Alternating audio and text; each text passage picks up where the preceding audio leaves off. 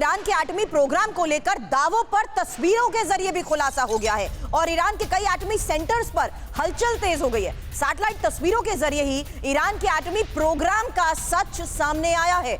आपको बता दें, पिछले 5 साल से ईरान एटमी प्रोग्राम को लेकर जिस तरीके से तेजी से आगे बढ़ रहा है समीर, स्पेक्यूलेशंस उसी आधार पर हर बार ईरान की एटमी तैयारी को लेकर लगाए गए हैं।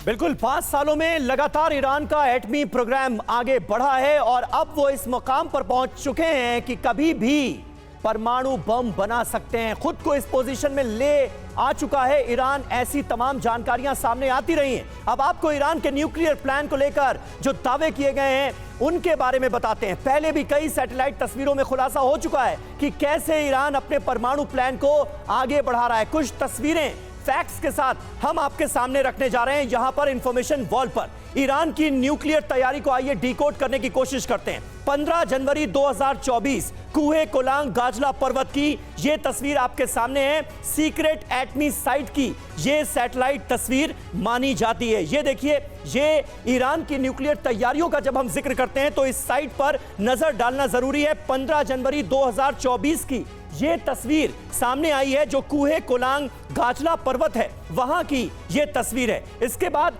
11 दिसंबर 2020 सुरबी फोर्डो न्यूक्लियर साइट की सैटेलाइट तस्वीर हमारे सामने है। हालांकि यहां भूमिगत परमाणु प्लांट पर नई साइट के निर्माण को लेकर मनीष इंफॉर्मेशन वॉल पर जरा ज्वाइन करें, क्योंकि ये इमेजेस और इसी इमेजेस के जरिए दावे बड़े किए जा रहे हैं और ये बड़ा संकेत है कि कैसे न्यूक्लियर तैयारी में जुटा हुआ है ईरान। और मुझे लगता है ये जो तस्वीर है, ये क्या नई साइट का निर्माण हो रहा है, ये बता रही है। जी हाँ, बिल्कुल। देखिए, ये जो सैटेलाइट तस्वीर है ये बता रही है कि नई साइट में और बहुत ही मॉडर्न तरीके से इसको बनाया गया है। और ये बात खुद IAEA की जो इंस्पेक्शन टीम है उन्होंने भी इस बात की तस्दीक की है। अब आप सोचिए, अंडरग्राउंड इलाका, इस तरह से डेवलपमेंट हो रहे हैं और उस डेवलपमेंट के आधार पर ये नतीजा पे पहुंचा गया कि जब अगर इस लेवल का काम हुआ है तो इसका मतलब है कि उन्होंने परमाणु बम बनाने की क्षमता न सिर्फ हासिल कर ली। ये 8 जुलाई की तस्वीर है। आपको बता दें, यहाँ न्यूक्लियर प्लांट को भूमिगत बनाने की ये जो सैटेलाइट तस्वीर सामने आई है समीर, ये नातांज परमाणु संयंत्र की तस्वीर बताई जा रही है।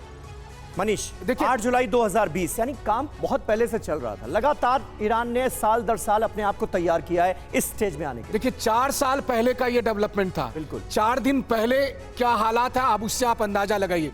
इस 4 साल के भीतर में किसी को पता था कि ईरान ड्रोन के मामले में महाशक्ति बन जाएगा? किसी को पता था कि ईरान के पास इतने मिसाइल होंगे? बिल्कुल सही बात है। ये देखिए, 5 नवंबर 2019 की तस्वीर सामने आ गई। हमारे लगभग 5 साल पहले की तस्वीर, फोर्डो न्यूक्लियर साइट की सैटेलाइट तस्वीर है। यूरेनियम का संवर्धन शुरू करने की आशंका उस वक्त जताई गई थी। हमारे साथ कई खास मेहमान भी मौजूद हैं। तिवारी जी, किस तरह से आप देखते हैं? मनीष, आप अपनी सीट पर बैठ सकते हैं।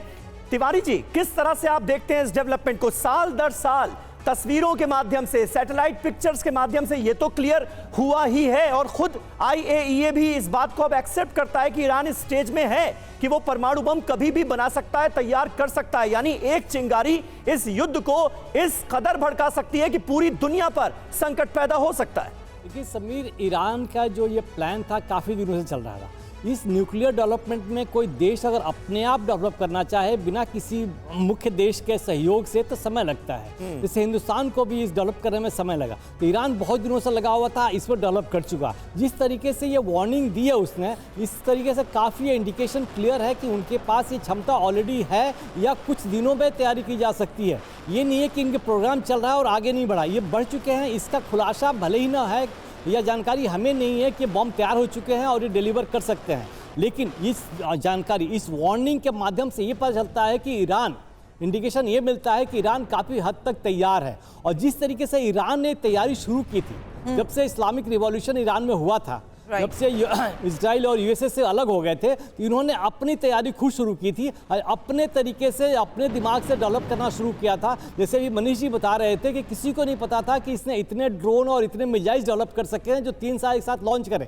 तो इस क्षेत्र में नॉर्थ कोरिया को देखिए, ईरान को देखिए, इन लोगों ने पूरे ध्यान लगा के और पूरे एक तरह से कंसंट्रेट करके इसमें आगे बढ़ने की कोशिश की है। इसलिए इन दोनों देशों से खतरा हमेशा पहली बार तो है नहीं कि इन स्पेक्यूलेशंस के आधार पर तस्वीरें जारी कर बड़े दावे किए जा रहे हैं। सचदेव सर, आपसे भी इसको लेकर सवाल करूंगी अगला, क्योंकि ईरान के एटमी प्रोग्राम को लेकर बीते कुछ सालों में पश्चिमी देशों के साथ दुनिया के देशों के न्यूक्लियर प्रोग्राम पर नजर रखने वाली संस्था अंतर्राष्ट्रीय परमाणु ऊर्जा एजेंसी, जिसका समीर अभी जिक्र कर रहे थे, वो कई बार गंभीर सवाल तो पहले भी उठा चुकी है। अब ईरान के एटमी प्रोग्राम को लेकर जिस तरीके के सच और खुलासे अभी हो रहे हैं, इस वक्त की ये सबसे बड़ी खबर है, जहां 12 परमाणु हथियार के लिए यूरेनियम के भंडार को लेकर दावे किए जा रहे हैं और दावा यह कि 6 महीने में एटमी हथियार बनाने की इसकी क्षमता है। समीर जी हां, 60% तक बेहतर क्वालिटी के यूरेनियम का भंडार मौजूद है। 18 गुना ज्यादा बेहतर क्वालिटी के यूरेनियम का यह भंडार बताया जाता है। 90% क्वालिटी वाले यूरेनियम का भी भंडार है। यह खुद